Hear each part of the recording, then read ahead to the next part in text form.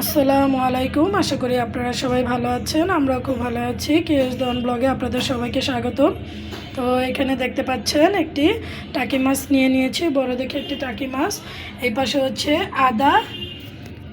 আদা, রসুন, মরিচ, পেঁয়াজ নিয়েছি। তো আপনারা হয়তো বুঝতেই পেরেছেন আমি এখন কি বানাবো। হ্যাঁ, আমি এখানে টাকি মাছের ভর্তা বানাবো। সেজন্য টাকি মাছটাকে প্রথমে সুন্দর করে কেটে ধুয়ে নিয়েছি। এখন আমি টাকি মাছটার এইভাবে করে আড়াআড়িভাবে কিছু কেটে দেব, যাতে এটাতে সুন্দর করে মশলাটা ঢুকে। এটাকে প্রথমে আমি হলুদ, লবণ আর পানি দিয়ে সামান্য পরিমাণে তেল দিয়ে প্রথমে সেদ্ধ দেব। তো সেদ্ধ করার জন্য প্রথমে আমি এভাবে ফালা দিয়ে কেটে নিই। তো মাছটা যেহেতু একটু বড় ছিল, সেজন্য আমি এখানে মাছটা মাঝখান দিয়ে কেটে তারপরে ফালা করে নিয়েছি। এখানে আমি দিয়ে দেবো হলুদ, একটু সামান্য পরিমাণে লবণ, দিয়ে দিচ্ছি পানি, আর দিয়ে দিচ্ছি সামান্য পরিমাণের তেলটা এর জন্য দিচ্ছি কারণ শুধু মাছটা পানির ভিতরে সেদ্ধ করতে গেলে দেখা যাবে নিচে লেগে যাবে।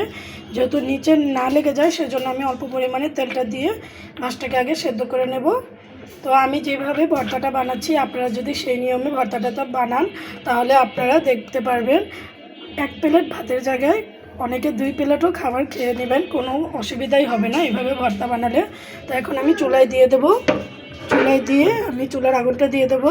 চুলার আগুনটা ধরিয়ে দিয়েছি। এখন আমি একটু ঢাকনা দিয়ে ঢেকে দেবো কিছুক্ষণের জন্য।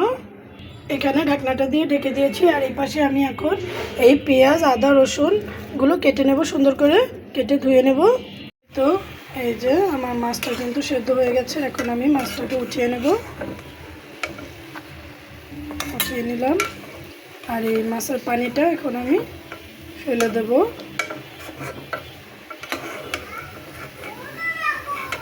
তো এখানে আমি কড়াইটা ধুয়ে আবার নিয়ে নিয়েছি। এখন কড়াইটা পানি শুকিয়ে গেলে এখানে পরিমাণ মতো তেল দিয়ে দেব।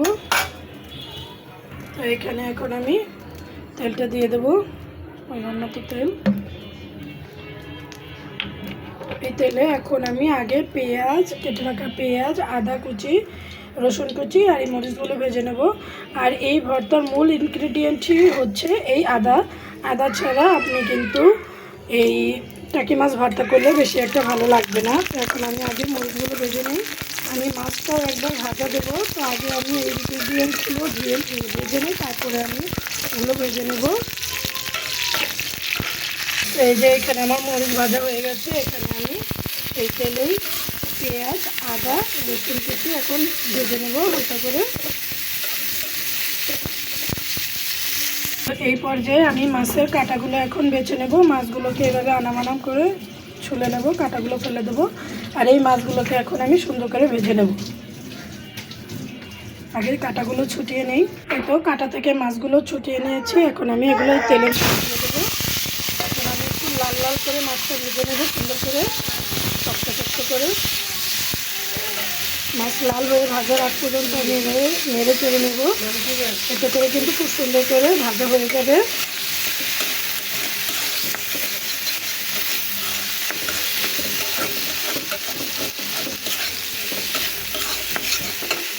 এই তো আমার মাছটা ভেজে নেওয়া হয়ে গেছে। এখন আমি নামিয়ে নেব। তারপরে পাটায় বেটে নেব। আগে নামিয়ে নিলাম।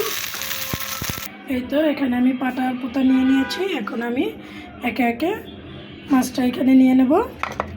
তখন মাছ সেদ্ধর সময় আমি অল্প একটু পরিমাণে লবণ দিয়েছিলাম। এখন আমি আরেকটু লবণ দিয়ে এখন ভর্তাটা বেটে নেব।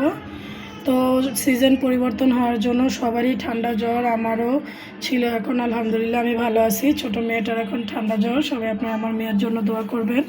তো মেয়েটা কান্নাকাটি করতেছে। তো তাড়াতাড়ি আমি ভর্তাটা বেটে উঠিয়ে নেব, মেয়েকে কোলে নেব।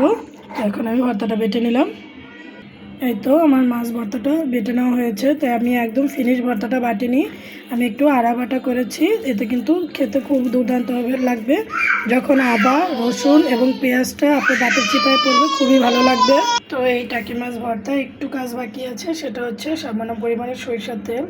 তো সরিষার তেলটা দিলে টাকি মাছের ভর্তাটার স্বাদই অন্যরকম হয়ে যাবে, খেতে আরও দারুণ লাগবে।